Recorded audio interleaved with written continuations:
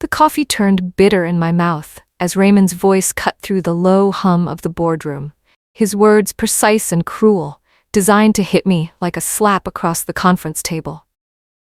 "Let's be clear about something, Tyler," he said, not bothering to look at me while addressing the 8 board members seated around us. "Your wife doesn't belong in strategic discussions. She's a bookkeeper.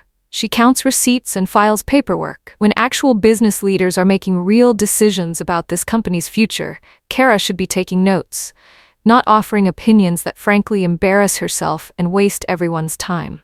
The air went still. Coffee cups paused halfway to mouths. The VP of Operations stared at his legal pad. Tyler sat beside me, his jaw clenched, eyes fixed on the financial reports in front of him, saying absolutely nothing. Raymond smiled that cold smile he used when he believed he'd won an argument, adjusted his silk tie, and continued presenting his expansion proposal as if I'd simply vanished from the room. But I hadn't vanished. I sat perfectly still, my hands folded on the table, watching my father-in-law dismiss me in front of colleagues who knew I was the senior financial controller of this $47 million manufacturing company, and feeling something cold and clear settle in my chest like ice.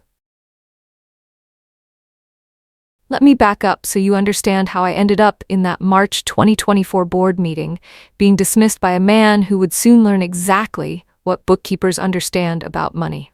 I'm Kara Bennett, 32 years old, and I'm not just a bookkeeper. I have a degree in accounting from Colorado State and 8 years of experience in financial analysis, including 2 years working forensic cases for a firm that investigated corporate fraud before I joined Hammond Industries in 2020. I'd met Tyler Hammond at a professional networking event in 2018. He was kind, funny, working as operations manager at his family's manufacturing company. We married in 2019, and I joined Hammond Industries the following year as a financial analyst, earning the position through a competitive hiring process, not nepotism. Tyler's father, Raymond, was CEO and majority owner, having built the company from a small machine shop into a mid-sized manufacturer supplying parts to aerospace and automotive industries. Raymond had always been domineering and dismissive, especially toward women, but I'd learned to navigate his condescension by focusing on my work and letting results speak for themselves. That strategy had worked until it didn't. By 2022, I'd been promoted to senior financial controller, overseeing all accounting, budgeting, and financial reporting for Hammond Industries. I reported directly to the CFO and attended monthly board meetings to present financial updates. Raymond hated this. He made comments constantly about Tyler's wife playing accountant and questioned my analysis whenever it challenged his assumptions. Tyler would squeeze my hand under the table during these meetings, a silent request to keep the peace. But he never defended me publicly, never contradicted his father, never acknowledged that I'd identified cost overruns. Raymond had missed or flagged vendor fraud. Raymond had overlooked. The March board meeting where Raymond called me a bookkeeper was the 4th time in 6 months he'd dismissed my professional expertise in front of company leadership. But something about that particular meeting felt different. Raymond was proposing a $3.2 million expansion into a new facility. And when I'd questioned the projected costs and timeline based on our cash flow analysis, he'd responded not with data, but with humiliation. After the meeting ended and everyone dispersed, Tyler finally spoke. "Kara, you know how Dad is. He's old school. He doesn't mean it personally." I looked at my husband, this man who'd sat silent while his father degraded me professionally, and said quietly, "He absolutely meant it personally. And you let him." That evening, I sat in my home office reviewing financial reports I'd been quietly analyzing for the past 6 months, ever since I'd noticed something unusual in our vendor payment records. Hammond Industries processed hundreds of invoices monthly from dozens of suppliers. Most were legitimate. Steel, machine parts, shipping costs, insurance. But starting in late 2023, I'd noticed a pattern in payments to 3 vendors I didn't recognize: Cascade Solutions, Precision Industrial Services, and Summit Manufacturing Group. The invoices looked professional. The amounts were individually small enough not to trigger scrutiny. $18,000 here, $24,000 there. But they occurred with suspicious regularity. I'd pulled 6 months of records and discovered Hammond Industries had paid these 3 vendors $487,000 total. When I tried to verify the services provided, the vendor contact information led to mailbox services and disconnected phone numbers. When I'd asked our purchasing manager about these companies, he'd said Raymond had personally approved all those vendors and handled the relationships directly. That was the moment I'd started investigating seriously, using the same forensic accounting techniques I'd learned in my previous job. I pulled payment histories going back 3 years. I cross-referenced bank account information for the vendor payments. I requested business registration records from the Colorado Secretary of State. What I found over the following months made my professional instincts scream warnings I couldn't ignore. The 3 vendors didn't exist as legitimate businesses. Cascade Solutions was registered to a P.O. box in Wyoming with Raymond's brother-in-law listed as registered agent. Precision Industrial Services showed incorporation documents filed by an attorney Raymond played golf with weekly. Summit Manufacturing Group had a business address that turned out to be a UPS store location. The bank accounts receiving Hammond Industries payments were opened with minimal documentation and showed a pattern. Money came in from our company, then transferred out within days to accounts I couldn't trace without subpoena power.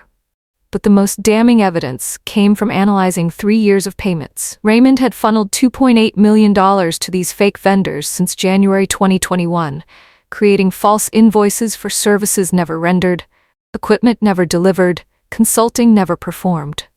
He'd structured the scheme carefully. Amounts varied, invoices were spaced irregularly, descriptions were vague enough to avoid detailed scrutiny.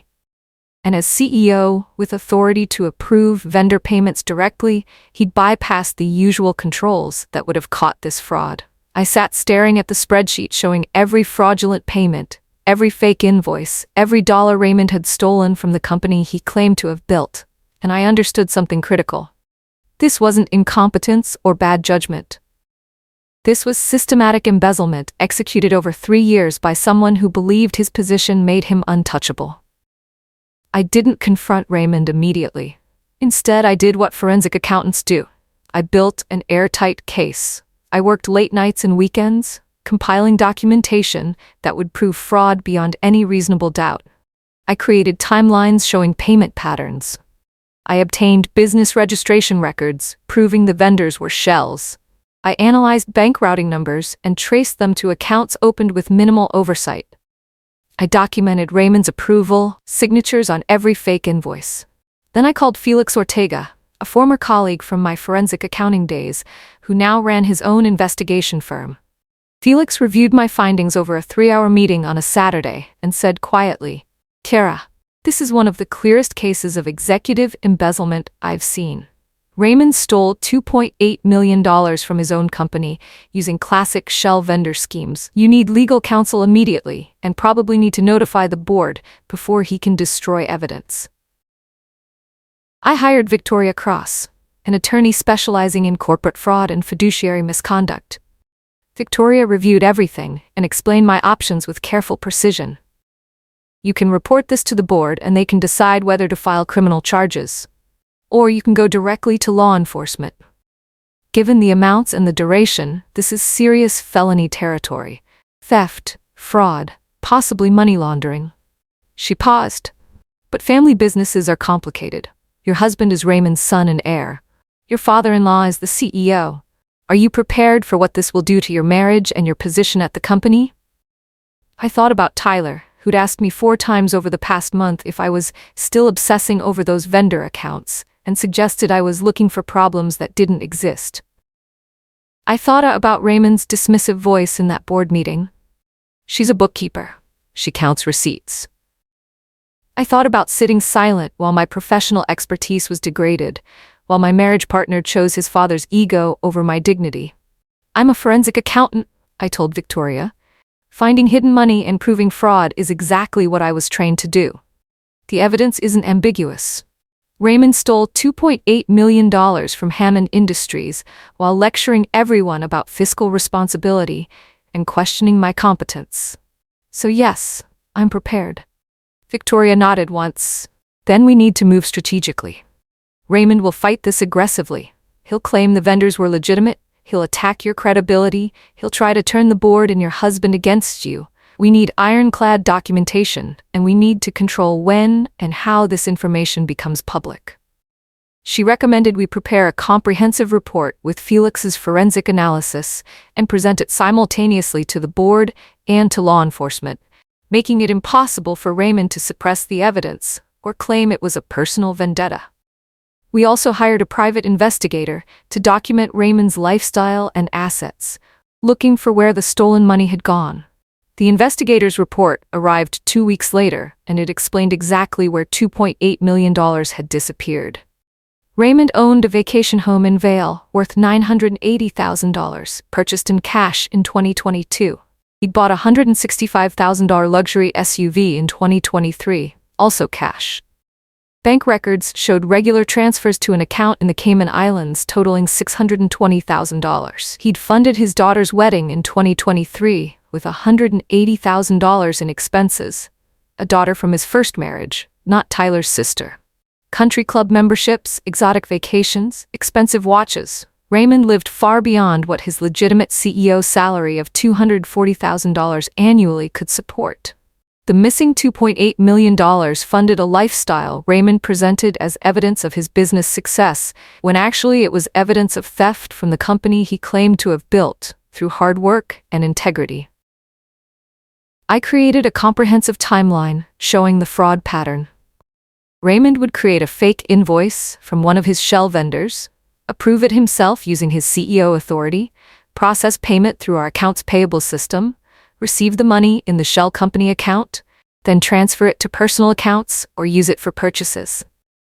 He'd report strong company performance to the board while diverting profits into his personal accounts. He'd lecture employees about cost control while stealing millions. And he dismissed my questioning of these transactions by degrading my professional credentials in front of the entire leadership team. On April 15, 2024, Victoria filed a formal complaint with the Hammond Industries Board of Directors, simultaneously submitting evidence to the Colorado Attorney General's Fraud Division. The board received a 94-page report, including Felix's forensic analysis, bank records, fake vendor documentation, and the private investigator's asset trace showing where the money went. Victoria also requested an emergency board meeting within 48 hours to address the findings. Raymond was served with the complaint at his office on April 16 at 9:30 a.m. He called me at 10:15 a.m., his voice shaking with rage. "What the hell is this, Kara? You're accusing me of fraud? After everything I've done for you, giving you a job at my company, welcoming you into this family? This is how you repay me?" I kept my voice professional and calm. "Raymond, you stole $2.8 million from Hammond Industries using fake vendor schemes. I have documentation of every fraudulent payment, every shell company, every transfer to your personal accounts.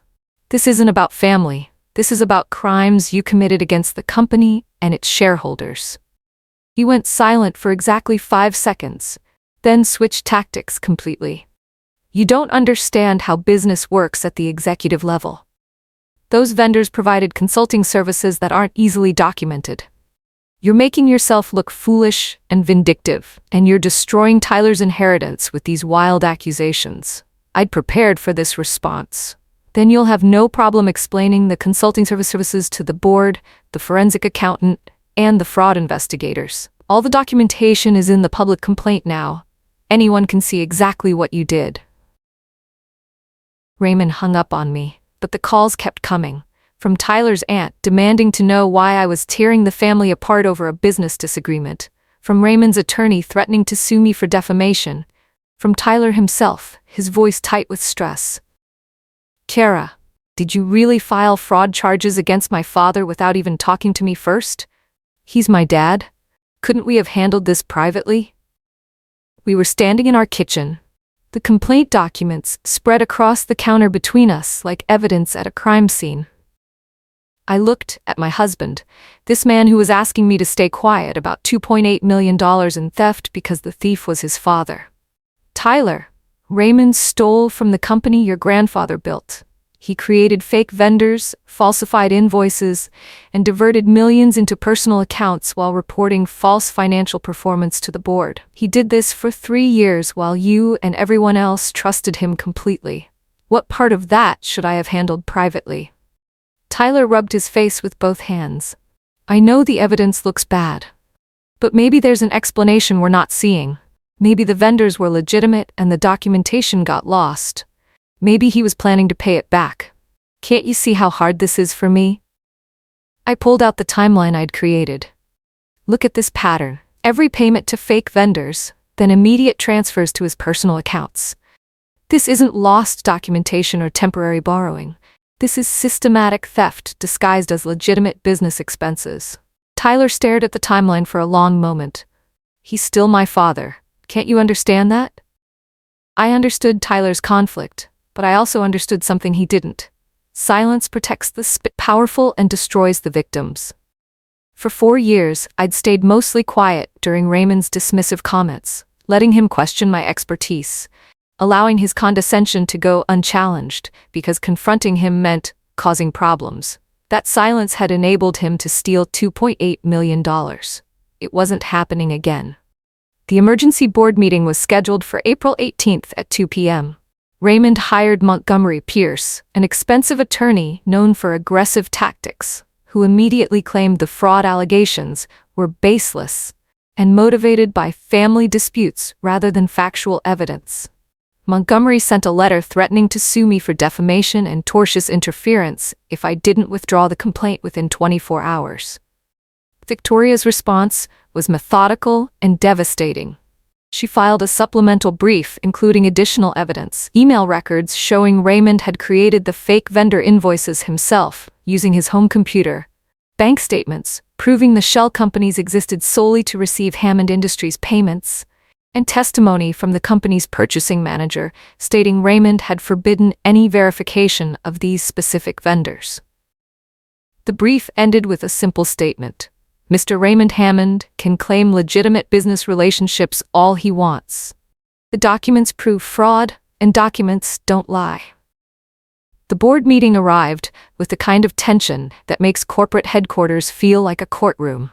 We met in the main conference room, all 8 board members, Raymond with his attorney Montgomery, me with Victoria, and Felix present as the forensic expert. Tyler attended as operations manager, sitting on the opposite side of the table from me, unable to look me in the eye. The board chairman, Arthur Wells, opened the meeting with formal language about the serious allegations and the need for thorough review. Raymond stood to speak first, his voice taking on the commanding tone he used when leading board meetings. Ladies and gentlemen, this is an unfortunate situation created by a family dispute that has spiraled into wild accusations. The vendors in question provided legitimate consulting services related to operational efficiency, market research, and strategic planning. The documentation may be incomplete, but the relationships were real and beneficial to Hammond Industries. He gestured dismissively toward me without making eye contact. My daughter-in-law has limited understanding of executive-level business relationships and has manufactured a fraud case out of normal consulting arrangements because of personal grievances. Montgomery added, Mr. Hammond has built this company over 30 years. These accusations are not only false but defamatory, and we reserve all rights to pursue legal action against Ms. Bennett for the damage she's causing. Then Victoria stood, her voice calm and professional. We welcome legal action because it would give us discovery rights to examine every aspect of Mr. Hammond's financial dealings. But let's focus on the evidence currently before this board. She began presenting Felix's forensic analysis, walking the board through every fake invoice, every shell company, every transfer to Raymond's personal accounts. Felix took over, explaining how the scheme worked. Mr. Hammond created vendors that didn't exist, approved invoices for services never rendered, processed payments through company accounts, received the money in shell companies he controlled, then transferred funds to personal accounts. This is textbook embezzlement. Felix pulled up bank records on the conference room screen, showing the payment trail from Hammond Industries to the shell vendors to Raymond's personal accounts. He showed business registration documents proving the vendors were registered to Raymond's associates with minimal operational infrastructure. He presented the timeline. $2.8 million stolen over 3 years, with payments increasing in frequency and amount as Raymond grew confident the scheme wouldn't be detected. The board members' expressions shifted from skeptical to disturbed as the evidence accumulated. Arthur Wells interrupted twice to ask Raymond directly about specific transactions. Raymond, can you explain why Summit Manufacturing Group received $180,000 for consulting services, but has no employees, no office, and is registered to your golf partner's law firm? Raymond stammered that the business structures were complex, and he'd relied on legal advice for vendor setup. Montgomery tried to claim this was normal business practice for consulting relationships, but Arthur cut him off. Montgomery, I've run businesses for 40 years. Paying $2.8 million to companies with no employees and no verifiable services isn't normal practice, it's fraud. The meeting continued for 3 hours as Felix presented every detail of his forensic analysis. When he finished, Victoria played her final card. She presented evidence Raymond had recently transferred $420,000 to the Cayman Islands account, suggesting he was preparing to move assets offshore before the investigation could freeze them. This triggered immediate action from the board. Arthur Wells called for a vote. Should the board terminate Raymond as CEO immediately, freeze his access to company accounts, and refer the matter to law enforcement for criminal prosecution? The vote was unanimous. Yes. Raymond exploded, shouting that the board was destroying the company he'd built, that they were believing lies from a vindictive daughter-in-law, that this was a conspiracy to force him out. Montgomery tried to call for recess, but Arthur was done. Raymond, you're fired, effective immediately. Security will escort you from the building. The board will be filing criminal complaints with the Colorado Attorney General and cooperating fully with their investigation. If you return to these premises without written permission, you'll be arrested for trespassing. Raymond turned to Tyler, desperation replacing rage. Son, you're just gonna sit there? You're gonna let them do this to your father based on lies from your wife? Tyler sat frozen, his face pale, torn between the father who'd raised him and the wife who'd proven his father was a thief. He opened his mouth, closed it, then said quietly, "Dad, I've seen the evidence. The vendors are fake. The money is in your accounts. I don't know what to think anymore." Raymond stared at his son like he'd been struck, then turned and walked out with Montgomery and a security guard. The click of the conference room door closing sounded like a cell door locking. Arthur thanked me for bringing the fraud to the board's attention, then said grimly, "Kara, you saved this company from a man who was bleeding it dry. We'll need your help with the transition and the investigation. Are you willing to stay on as financial controller through this process?" I agreed, and the aftermath unfolded quickly. The Colorado Attorney General's office opened a criminal investigation on April 20th. Federal prosecutors joined on April 25th when the Cayman Islands transfers triggered money laundering statutes. Raymond was indicted on May 8th for theft, fraud, wire fraud, and money laundering. 11 felony counts total. He pleaded not guilty and hired a criminal defense team that tried to claim the vendors were legitimate and the board's termination was invalid. But the evidence was overwhelming. Felix's forensic analysis had documented every fake invoice, every fraudulent payment, every transfer to personal accounts. Bank records showed money flowing from Hammond Industries to shell companies to Raymond's accounts with no services provided in return. The Vail vacation home, the luxury SUV, the Cayman accounts, all traceable to stolen funds. Raymond's attorney negotiated a plea deal. Raymond would plead guilty to felony theft and fraud, pay full restitution of $2.8 million, plus $600,000 in damages to Hammond Industries, resign permanently from any role in the company, and accept a suspended prison sentence of 3 years, with 5 years probation. The deal was finalized on June 12, 2024, in a brief hearing where Raymond stood before Judge Patricia Morrison and admitted, in a voice barely audible, that he had misappropriated company funds for personal use over a period of 3 years. Judge Morrison accepted the plea but added her own observation. "Mr. Hammond, you betrayed the trust of your family, your employees, and the company your father built. The only reason you're not going to prison today is because you've agreed to pay full restitution. But make no mistake, you committed serious crimes against people who trusted you most. Raymond was ordered to liquidate assets to begin restitution immediately. The Vail vacation home sold for $960,000 in July. The luxury SUV was sold for $142,000. The Cayman Islands account was frozen through international legal cooperation, and $618,000 was eventually returned to Hammond Industries. Raymond's share of company ownership, 48% of Hammond Industries stock, was transferred to a trust managed by the board to satisfy the remaining restitution debt. Within 3 months, Raymond had gone from CEO and majority owner to a convicted felon with no role in the company, paying restitution from whatever consulting work he could find.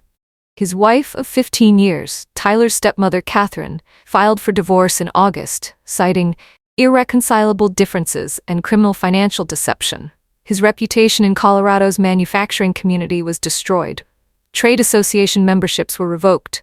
Business contacts stopped returning calls. The man who dismissed me as just a bookkeeper was now defined publicly as a convicted embezzler who'd stolen from his own company. But the financial recovery mattered less to me than something else. Validation. Every person who'd witnessed Raymond's dismissive comments, who'd heard him question my competence, who'd watched him degrade my professional expertise, now knew the truth. The bookkeeper had understood money well enough to catch $2.8 million in fraud the CEO thought he'd hidden perfectly. Arthur Wells publicly credited me with exceptional diligence and professional courage that saved Hammond Industries from catastrophic fraud. The board promoted me to Chief Financial Officer in July with a $40,000 salary increase. Trade publications ran stories about the financial controller who caught executive embezzlement at family-owned manufacturer, and I started receiving job offers from companies impressed by my forensic work. Tyler's sister Heather, who'd always been kind to me but stayed neutral during family conflicts, sent me a private message. "Thank you for having the courage to do what no one else would. Tell the truth about my father when everyone wanted to believe his lies.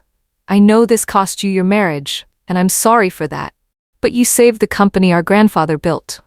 That message meant more to me than any financial recovery. But Tyler and I were indeed finished. The stress of the investigation, the trial, the public exposure, it had cracked something in our marriage that couldn't be repaired. Tyler told me one evening in late July, his voice heavy with resignation, "Kara, I don't know how to be married to someone who destroyed my father, even if he deserved it. I can't get past the fact that you knew what this would do to our family and you did it anyway." I looked at him carefully. "Tyler, what I did was expose fraud. What you did was enable it by staying silent when your father degraded me, stole from the company, and assumed his position made him untouchable. I can't be married to someone who chose his father's ego over truth and accountability." We separated in August. The divorce was finalized in November. Tyler kept the house. I took my portion of our shared assets and moved to a modest apartment in downtown Denver.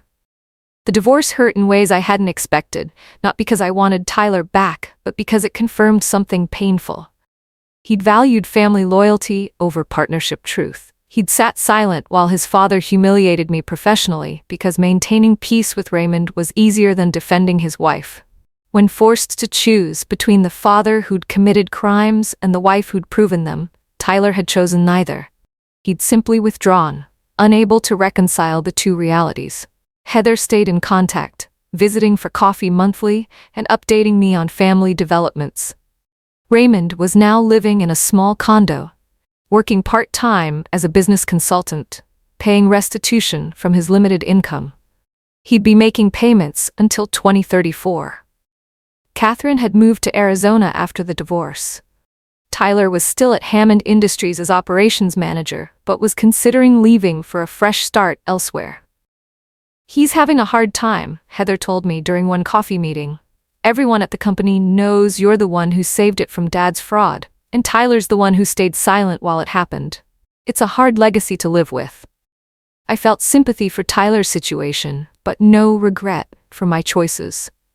I'd done exactly what forensic accountants are trained to do: follow the evidence, document the fraud, build a prosecutable case, and let the system determine consequences.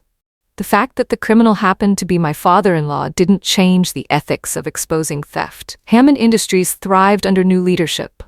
Arthur Wells became interim CEO and implemented financial controls that would have caught Raymond's scheme within weeks. I worked with an external audit firm to review all vendor relationships and payment processes. We discovered 3 additional suspicious vendors that hadn't been part of my original investigation. Not fake companies like Raymond's Shells, but legitimate businesses that had been overcharging Hammond Industries significantly because Raymond had approved inflated invoices in exchange for kickbacks. Total additional fraud, $340,000.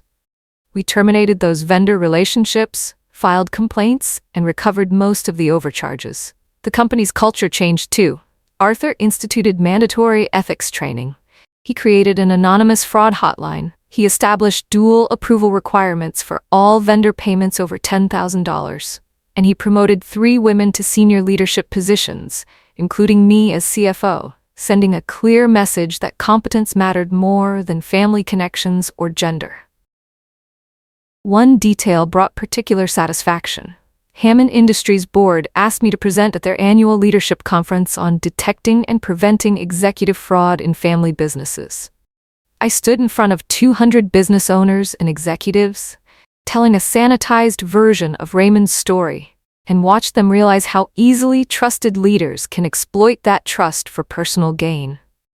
Several people approached me afterward to ask if I'd consult on their company's financial controls. I started doing exactly that, consulting part-time for other businesses who wanted forensic reviews of their financial systems. The work was challenging and purposeful, using the same skills that had caught Raymond's fraud to help other companies avoid similar exploitation. I also started teaching a course at University of Denver on family business fraud detection and prevention, using real case studies, including Raymond's, to show business students how trusted executives commit crimes and how proper controls prevent it. Students were always shocked to learn how common embezzlement is in family businesses, how victims often stay silent to preserve relationships, and how silence enables the abuse to continue. By early 2025, my life looked completely different from a year earlier. I had a career I was proud of, work that mattered, and financial independence built on my own expertise rather than family connections. I'd lost a marriage to someone who'd chosen silence over support, but I'd gained clarity about what partnership actually requires: mutual respect, shared values, and willingness to stand together when facing difficult truths.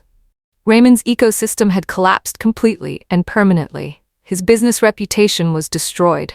His marriage ended. His relationship with Tyler was damaged, possibly beyond repair.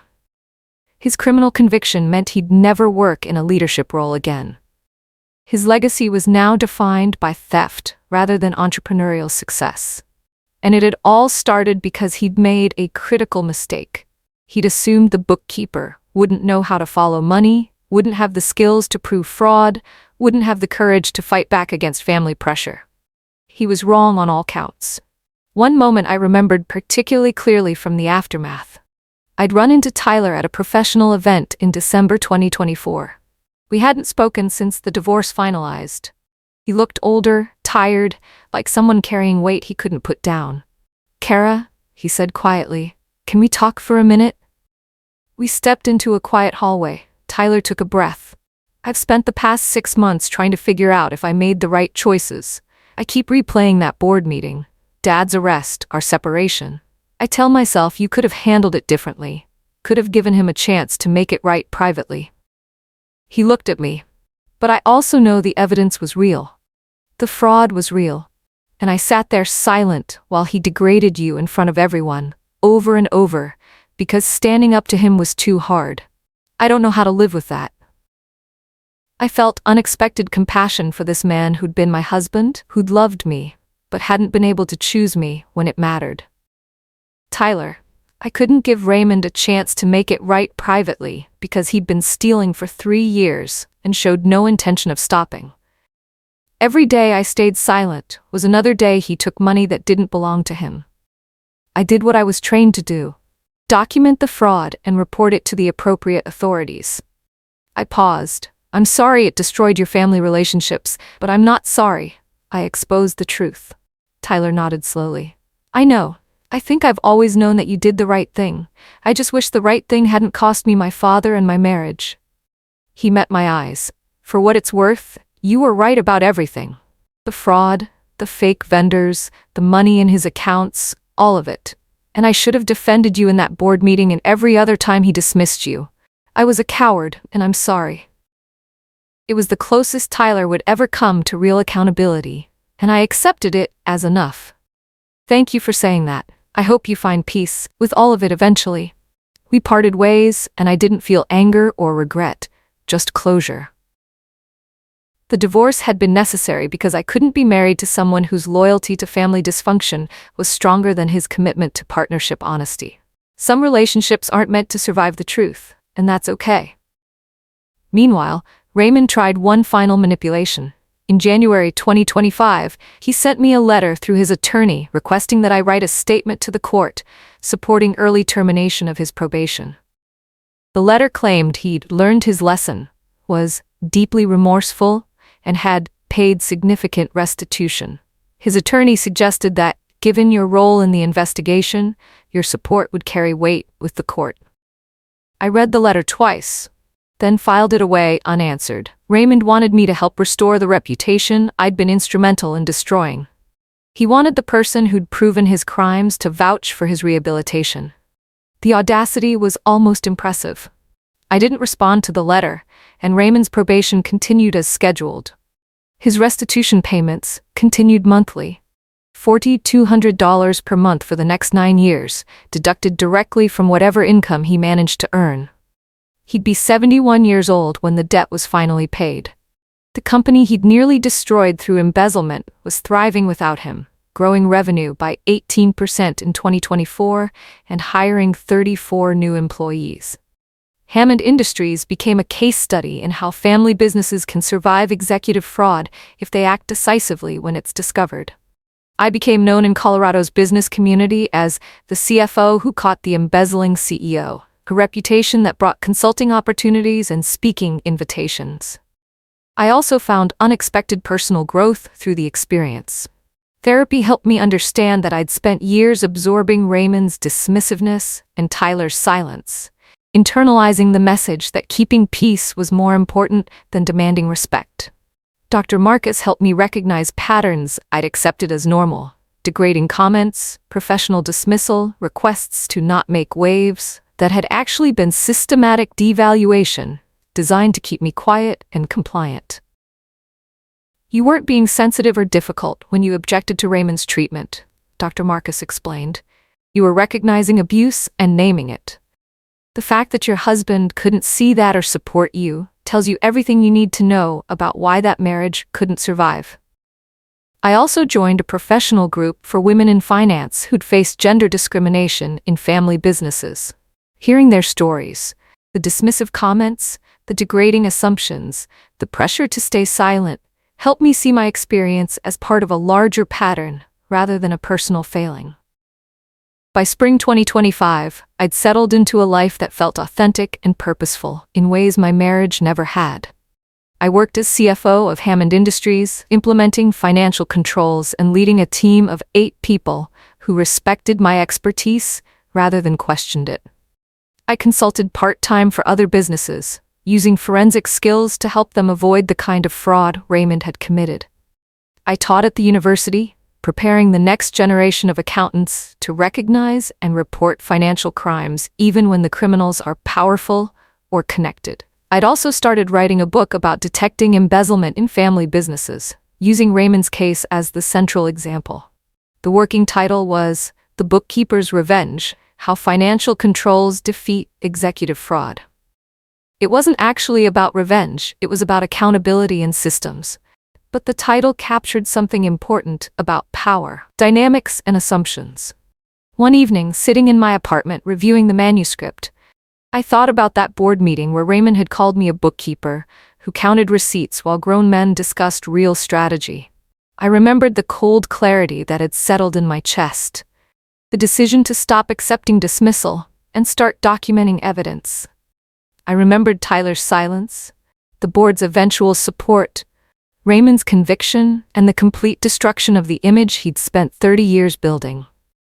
Raymond had thought his position, his family connections, and his dismissive arrogance made him untouchable. He'd thought the bookkeeper was too insignificant to threaten him. He was catastrophically wrong. Today, when people ask me about the investigation and the personal cost of exposing my father-in-law's crimes, I tell them the truth. It was painful. It destroyed my marriage, and I'd make the same choice again, without hesitation. Because silence protects abusers and destroys victims. Because family loyalty doesn't mean accepting theft and fraud. Because being a bookkeeper, being someone who understands exactly where money goes and how fraud works, is actually a position of significant power when that knowledge is backed by courage and professional expertise. I learned that fighting back against family financial abuse doesn't make you vindictive or disloyal. It makes you honest. I learned that professional expertise matters enormously, especially when people try to dismiss it to avoid scrutiny. I learned that the right choice is often the hardest choice, and that protecting an institution sometimes means exposing the people who run it. Most importantly, I learned that bookkeepers don't just count receipts and file paperwork. We follow money trails, uncover hidden fraud, build prosecutable cases, and sometimes save companies from people who exploit trust for personal gain. Raymond thought money and family position made him untouchable. That CEO authority, dismissive arrogance, and family loyalty meant he could steal $2.8 million without consequences. He was wrong. Money didn't make him untouchable. It just made his crimes traceable, his lies disprovable, and his downfall inevitable. Because in the end, numbers don't lie, documents don't forget, and bookkeepers who know what they're doing don't give up. I am Kara Bennett. I'm a bookkeeper, and they never forget what I did. That's exactly the point.